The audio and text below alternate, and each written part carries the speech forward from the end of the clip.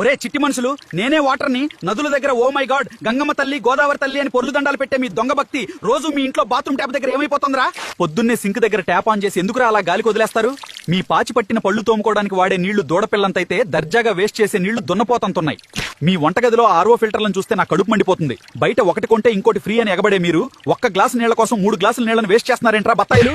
పండగొస్తే చాలు అమ్మా గంగమ్మ తల్లి అని పసుపు కుంకుమలేసి భక్తిగా దండాలు పెట్టారు. వెంటనే పూనకం దిగిపోయినట్టు తినేసిన ప్లాస్టిక్ కవర్లు మున్సిపాలిటీ చెత్తంతా నా మొహాన కొడతారు. మొన్న సిటీలో నా నీళ్ల మీద తెల్లటి నొరగ చూసి వావ్ కాశ్మీర్ మంచు పడుతోంది, వెనీలా ఐస్ క్రీమ్ తేలుతోందని పళ్ళికిలిస్తూ సెల్ఫీలు దిగుతున్నారు. అది మంచు కాదు, కెమికల్స్ కి కక్కుతున్న నొరగ.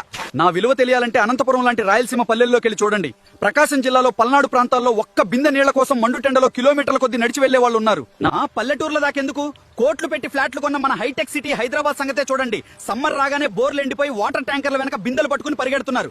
ఇలాగే పిచ్చి పిచ్చిగా వాడేశారంటే మీ పిల్లల పెళ్లిల్లో కట్నానికి బంగారం బదులు మా అబ్బాయికి 2 ట్యాంకర్ల నీళ్లు, ఆడపడుచు కట్నం కింద 2 వాటర్ క్యాన్లు ఇస్తేనే తాళి కడతాడు అంటారు. సరే ఉంటా, పక్కింటో ట్యాప్ వదిలేశాడు, వాడి సంగతి చూసొస్తా. ఈ లోపు వీడియోని లైక్ కొట్టి షేర్ చేసి కంటెంట్ లో దమ్ముందనిపిస్తేనే మన ఏఐ టాక్స్ ఫ్యామిలీలో జాయిన్ అవ్వండి.